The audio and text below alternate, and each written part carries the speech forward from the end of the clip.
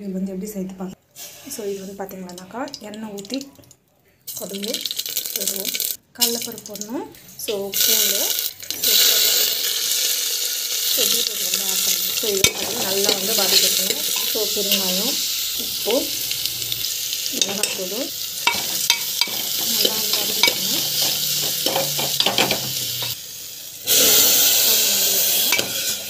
So நல்லா வந்து வதங்கணும். விசில் போட்டுட்டு ஒரு 3 விசில் வர வரைக்கும் வைக்கணும். பார்த்திங்கன்னா விசில் வர வரைக்கும் வைக்கணும். ஒரு 3-4 விசில் வந்துச்சுன்னா நம்ம ஆஃப் பண்ணலாம்.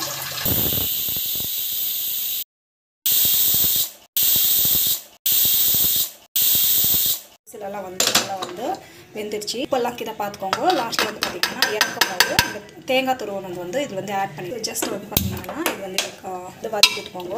சூப்பராக இருக்கும் டேஸ்ட்டு, செம்ம இனிமையாக இருக்கும். ஸோ எஸ்பெஷலி எங்கள் வீட்டில் வந்து பார்த்திங்கன்னா எல்லாருக்குமே பிடிச்ச ஒரு டிஷ்ஷன்னா இதுதான். பீட்ரூட் வந்து இப்படி பெரட்டினா தான் எங்கள் வீட்டில் பிடிக்கும்.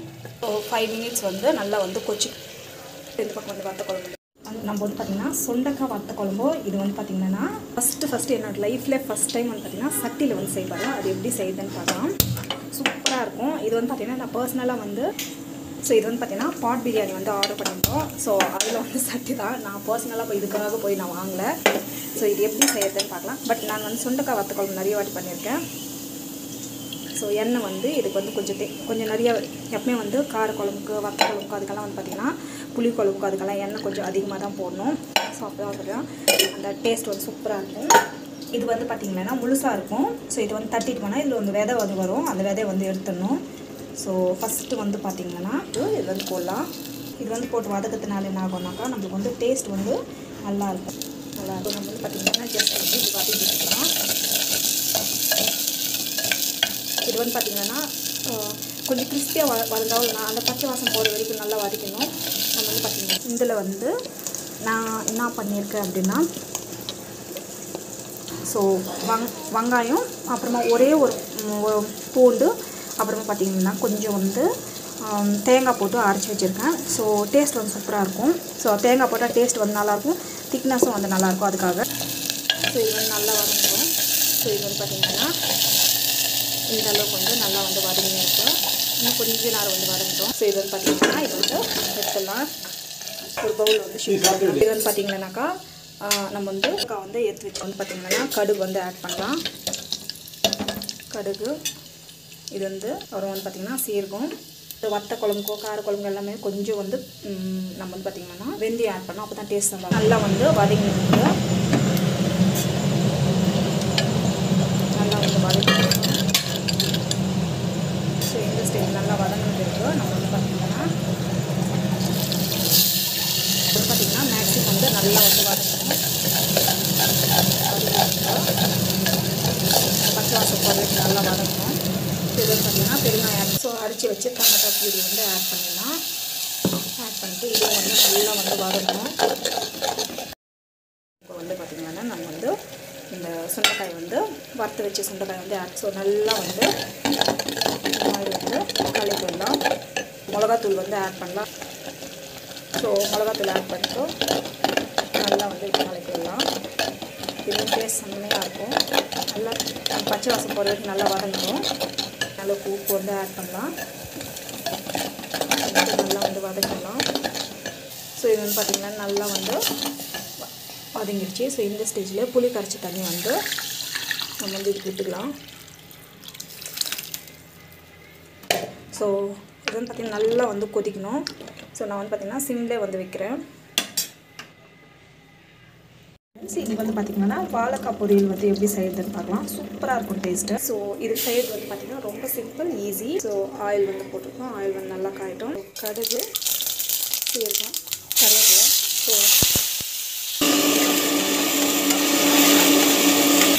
இதில் வந்து பார்த்திங்கன்னா நம்ம வந்து கொத்தமல்லி அண்ட் தென் டமாட்டோ ரெண்டுத்தையும் போட்டு வந்து அரைச்சிருக்கிறோம். ஸோ இது வந்து பார்த்திங்கன்னா இது மாதிரி போடுறதுனால டேஸ்ட் வந்து செம்மையாக இருக்கும் இது. ஸோ நல்லா வந்து இதை போட்டுருக்காங்க. ஃபஸ்ட்டு இஞ்சி பூண்டு பேஸ்ட் வந்து போட்டு இதை வந்து பார்த்திங்கன்னா நல்லா வந்து வதக்கிக்கலாம். உப்பு போட்டு நல்லா வதக்கலாம். ஸோ பெருங்காயம் பார்த்திங்கன்னா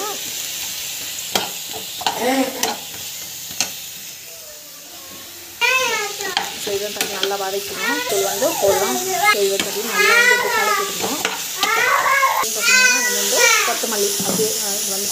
வச்சுருக்கோம் இல்லையா, ஸோ அது வந்து நல்லா வந்து பார்த்திங்கன்னா சூப்பராக வந்து ரெடின்னு இருக்குது. இது வந்து பார்த்திங்கன்னா டேஸ்ட் வந்து செம்மையாக இருக்கும்.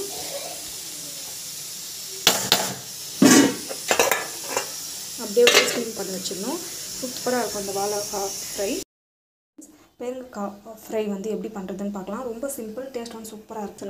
நான் வந்து குக்கரில் தான் வந்து செஞ்சுருக்கேன். ஸோ குக்கரில் வந்து தான் செய்ய போகிறேன். இது வந்து பார்த்திங்கன்னா தண்ணி வந்து போடலாம். தண்ணி போட்டு நல்லா வந்து காயட்டும். எண்ணெய் வந்து போட்டு நல்லா வந்து காயணும். ஸோ இது வந்து பார்த்திங்கன்னாக்கா கடுகு சீரகம் வந்து ஆட் பண்ணலாம். அப்புறம் வந்து பார்த்திங்கன்னா கடலைப்பருப்பும் வந்து போடலாம். நெக்ஸ்ட் வந்து ஆனியன் வந்து போடுறோம். நல்லா வந்து வதங்கணும்.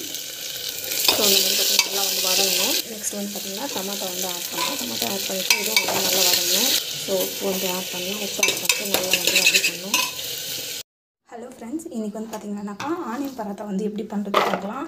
ஆனியன் போட்டுட்டு நெக்ஸ்ட் வந்து பார்த்திங்கன்னா பச்சை மிளகா போடணும், கொத்தமல்லி, அண்ட் தென் இஞ்சி பூண்டு பேஸ்ட்டு கொஞ்சமாக, அண்டு பெருங்காயம், மஞ்சள் பொடி, நம்ம வந்து பார்த்திங்கன்னா சால்ட் தேவையான அளவுக்கு சால்ட், ஸோ கடல மாவு, கரம் மசாலா ரெண்டுத்தையும் வந்து ஆட் பண்ணிட்டு போட்டுனுக்குறோம். ஸோ இது வந்து டேஸ்ட் வந்து செம்மையாக இருக்கும். அது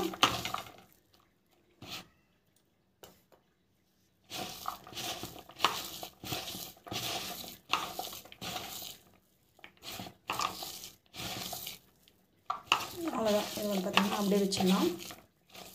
சூப்பராக இருக்கும் டேஸ்ட்டு. ஸோ இது வந்து பார்த்திங்கன்னா நல்லா வந்து இந்த மாதிரி வந்து ஆயிடுச்சு. ஸோ நம்ம வந்து பார்த்திங்கன்னா நல்லா சப்பாத்தி மாவு வந்து கலக்காச்சு. ஸோ ஒரு 5 to 10 மினிட்ஸ் இருக்குது. சப்பாத்தி தேய்ச்சி சப்பாத்தி பண்ணிக்கிறது, அவ்வளோதான்.